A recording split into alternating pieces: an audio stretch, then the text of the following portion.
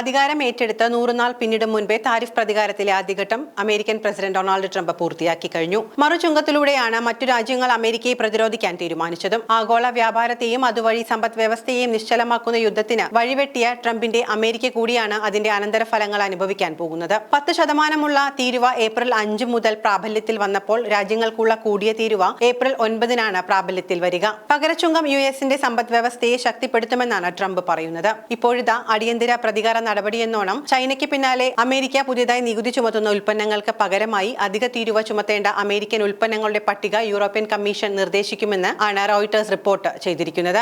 Reuters report ചെയ്യുന്നതനുസരിച്ച് European യൂണിയന്റെ ആസൂത്രിത counter താരിഫുകളിൽ $28 billion മൂല്യമുള്ള അമേരിക്കൻ ഉൽപ്പന്നങ്ങൾ ഉൾപ്പെടും. അതേസമയം യുഎസിനെതിരായ ആസൂത്രിതമായ പ്രതിരോധ നടപടികൾ പിൻവലിച്ചില്ലെങ്കിൽ ചൈനീസ് ഉൽപ്പന്നങ്ങൾക്ക് 50% അധിക തീരുവ ചുമത്തുമെന്ന യുഎസ് പ്രസിഡന്റ് ഡൊണാൾഡ് ട്രംപിന്റെ ഭീഷണിക്ക് വഴങ്ങില്ലെന്ന് ചൈന വ്യക്തമാക്കി. യുഎസിനെതിരെ ചുമത്തിയ 34% തീരുവ ചൈന പിൻവലിച്ചില്ലെങ്കിൽ വീണ്ടും അധികമായി 50% തീരുവ കൂടി ചുമത്തുമെന്നാണ് ട്രംപ് ഭീഷണിപ്പെടുത്തിയത്. ഞങ്ങളെ സമ്മർദ്ദത്തിലാക്കുകയോ ഭീഷണിപ്പെടുത്തുകയോ ചെയ്യുന്നത് ശരിയായ മാർഗമല്ലെന്ന് ഒട്ടേറെ തവണ ആവർത്തിച്ചിട്ടുണ്ട്. രാജ്യത്തിന്റെ നിയമാനുസൃത അവകാശങ്ങളും താൽപര്യങ്ങളും സംരക്ഷിക്കുക തന്നെ ചെയ്യും. യുഎസിലെ ചൈനീസ് എംബസി വക്താവ് ലിയു പിങ്ങു എഎഫ്പിയോട് പറഞ്ഞു. ചൈനീസ് ഇറക്കുമതിക്ക് 50% പുതിയ തീരുവ ചുമത്തുമെന്ന ഭീഷണിയുമായി ഡൊണാൾഡ് ട്രംപ് മുന്നോട്ടു പോയാൽ യുഎസിനെതിരെ ശക്തമായി പ്രതികരിക്കുമെന്നും ചൈന വ്യക്തമാക്കി. സ്വന്തം അവകാശങ്ങളും താൽപര്യങ്ങളും സംരക്ഷിക്കാൻ യുഎസിനെതിരെ പ്രതികാര നടപടികൾ സ്വീകരിക്കുമെന്നും ചൈനീസ് വക്താവ് സൂചിപ്പിച്ചു.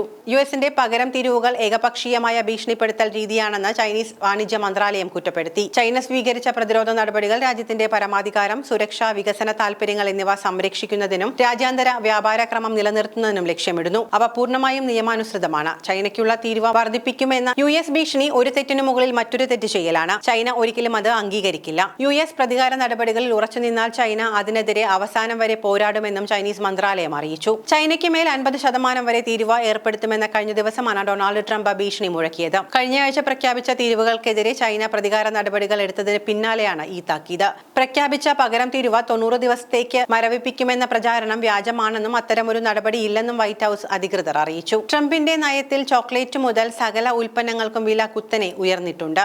ഇത് ആളുകളുടെ കുടുംബ ബജറ്റിനെ ബാധിച്ചതോടെ ആയിരങ്ങളാണ് കഴിഞ്ഞ ദിവസങ്ങളിൽ തെരുവിലിറങ്ങിയത്.